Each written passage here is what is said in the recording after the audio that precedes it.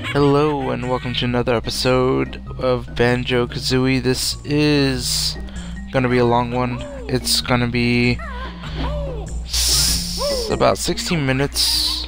This mainly because it's gonna be Mumbo's Mountain, and anyone who takes more than one episode to do Mumbo's Mountain has to be a pleb.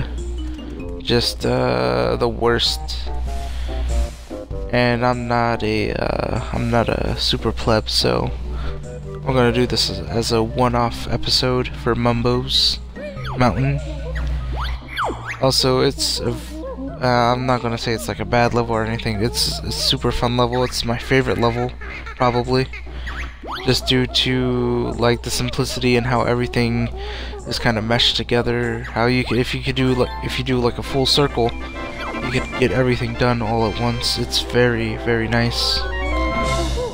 It allows you to be able to do that. Yeah, Bottle's there talking to us about if you don't want to put the piece in.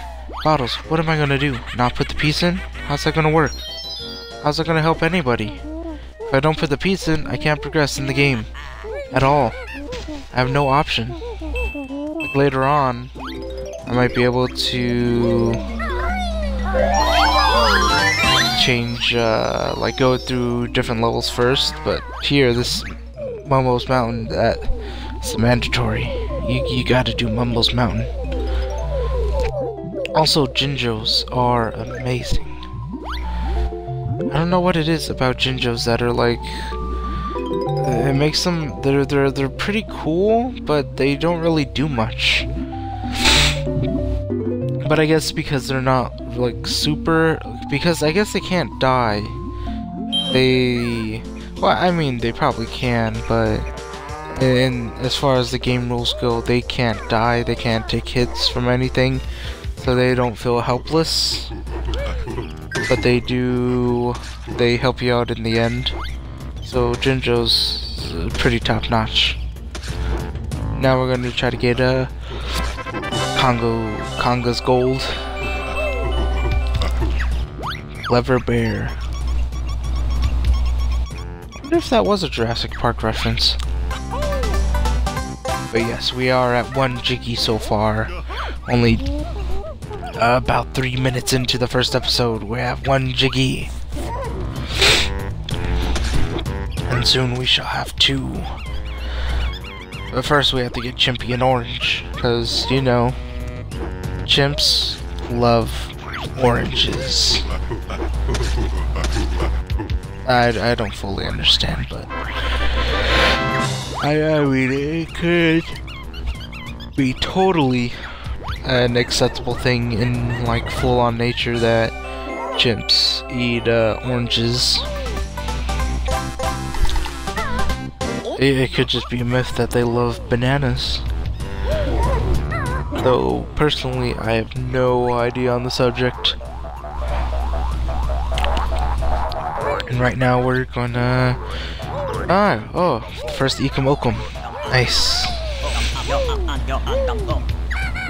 And I know you can smash that little switch, but we don't have to move yet. So I gotta talk to Bottles. They'll teach us how to shoot eggs out of Kazooie's mouth and butt, respectively. Which I've always found kind of weird that Kazooie can shoot. I know they're neither fertilized nor unfertilized eggs of hers. They're magical eggs, and they're I guess they're kind of like just like, I just want to say like mache, or you know, they're just fake eggs. Because there's no way like a real bird's egg would be able to hurt somebody like that. But the thing I've always wondered is how does that look inside of Kazooie's mind, shooting eggs like that? Does it have like an impact or anything? Would it be like, I don't know, like a human shooting out like a fetus out of their mouth? Like not a real fetus, but like a fake fake arts and crafts fetus. Also, if you notice a little jump there, it was just the Xbox One not doing more than 4 minutes and 59 seconds. But yeah, let's move on from Kazooie's fetus shootings. So we got our notes. Again, Xbox version, so you don't have to get all the notes on one go. If you either die or choose to leave the level, you can restart, or you don't have to restart the note process, so that's always a good thing for the later levels. Bottles, being the nice guy, refills our energy, even though Kazooie is always gonna have a little Piccolo fight with him. Alright, we're up to 4 pieces now. 6 minutes, 4 pieces, not bad. Almost averaging a piece a minute. Get another Jinjo, that's nice. And another Ikum Okum. And then we're just gonna cover this field. It's just purely the notes. Just pad it out a little bit. Oh, and another Jinjo, nice.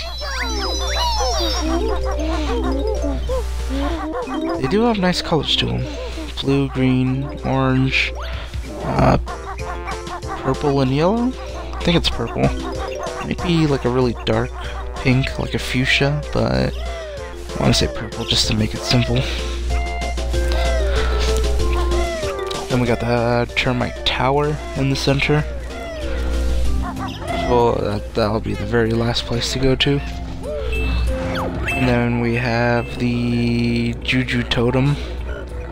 A thing that most of the time I always forget about is not to destroy all of them because of the honeycomb folder that's on top. This time I remembered, so that's a good thing. And then you feed all the Jujus and you get another Jiggy. Now we're up to 5. Get another Ikum Okum. And number 6. That's 6 Jiggies. That's 7 minutes 40 seconds.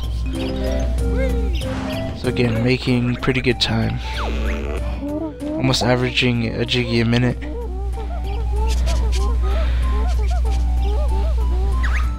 I think we'd actually be at the Jiggy a minute if it wasn't for having to learn all the moves and different dialogues that have purely stopped us. Now we learn the Beak Buster, which I don't understand how this isn't just destroying Kazooie both physically and mentally. Just being used as like a backwards pile driver with her beak. Yeah. Again, it's not a good thing to question game logic, but you know, this one always kind of stood out a little bit, along with the eggs. I don't mind the Jinjos. Jinjos are just kind of cool, and then the musical notes, it's like that's fine. I don't care about those. But like having Kazooie do that move all the time, that's gotta not be good for her in any way, shape, or form. Alright, and here's number 8. Yeah, number 8, and we're at 9 minutes, so almost at a minute per Jiggy. Again, not bad at all. So we're just gonna get all the notes here, get that Ikum Okum. We'll get that last, the Jinjo, which gives us one more Jiggy. So now we're at 9 with 9.5 minutes. So really close to the Jiggy a minute. Just collect the rest of the notes, and then it's time to visit Mumbo.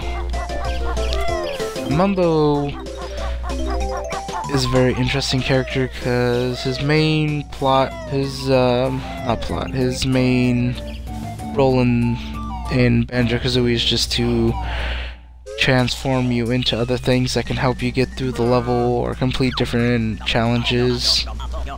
But right now, I forgot that there's one more Mumbo token that's hidden away in this level. I guess it's not really hidden away, it's just it's inside the termite hill. So I gotta go get that, but might as well get the notes first.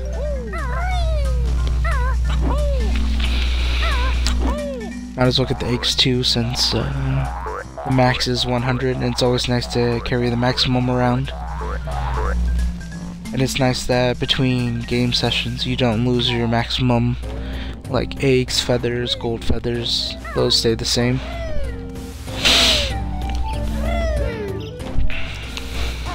So yes, we have to go inside the termite hill.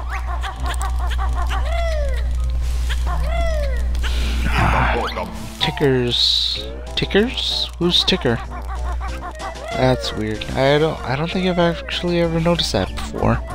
I guess it's Ticker's tower? Huh. Weird. Alright, so now we have enough Mumbo tokens for Mumbo. And now he's gonna transform us into a termite. Which I like this transformation. It's pretty. It's cute. Yeah, he still got the little backpack on. I think he still has the pants on. So, and it's helpful. The termite can grasp onto slopes a lot better than. Definitely a lot better than Banjo, and better than Kazooie can with her talon trot. Which the talon shot, that's kind of weird that Kazooie can not only just run faster than Banjo, which is a weird thing because she's a bird, so she normally you would think she would fly most of the time, so running wouldn't be a main thing she does. But not only does she run faster than Banjo, she runs faster than Banjo while carrying Banjo.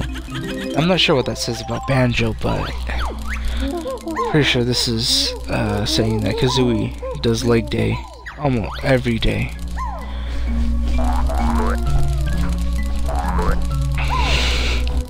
And I mean later on, when she learns how to fly, it's obvious she's not skipping wing day either. I think Banjo probably needs to learn how to keep up. There we go.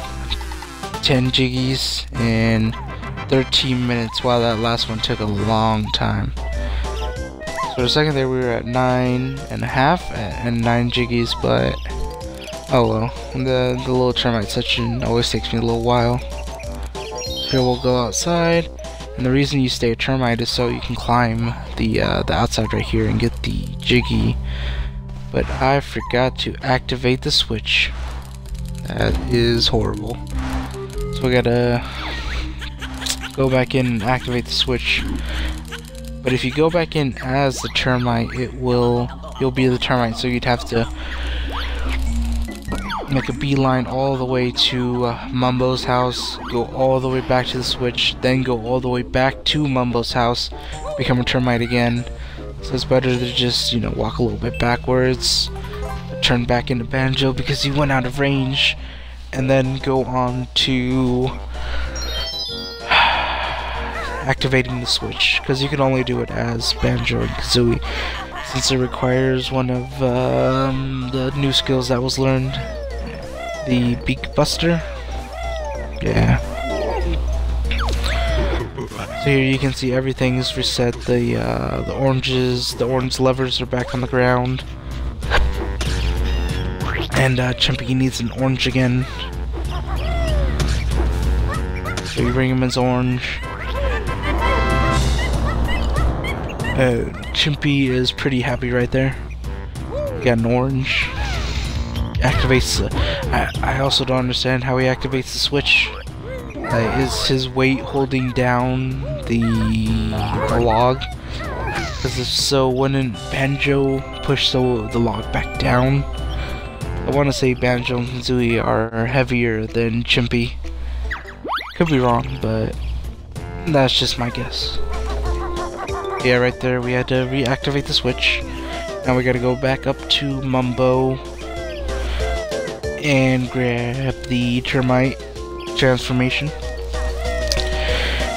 And again, I want to say I'm sorry about forgetting about the Swish. This episode would have been done by now. Would have been a nice like 15-minute.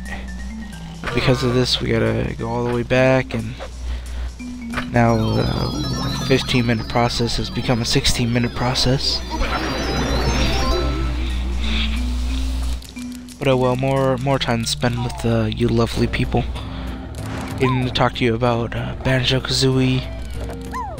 How decent. I don't know. I probably wouldn't even say decent at this point. I'm mediocre at best at Banjo-Kazooie.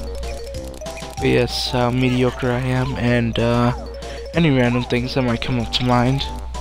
Like Grant Kirkhope. He is an amazing man. And if you haven't seen him on Guest Grumps, I would recommend watching that video in particular. He is very sassy and very much British. I don't know what that means, but he was very British and very sassy. But this is the end of the episode, and I'll see you guys next time.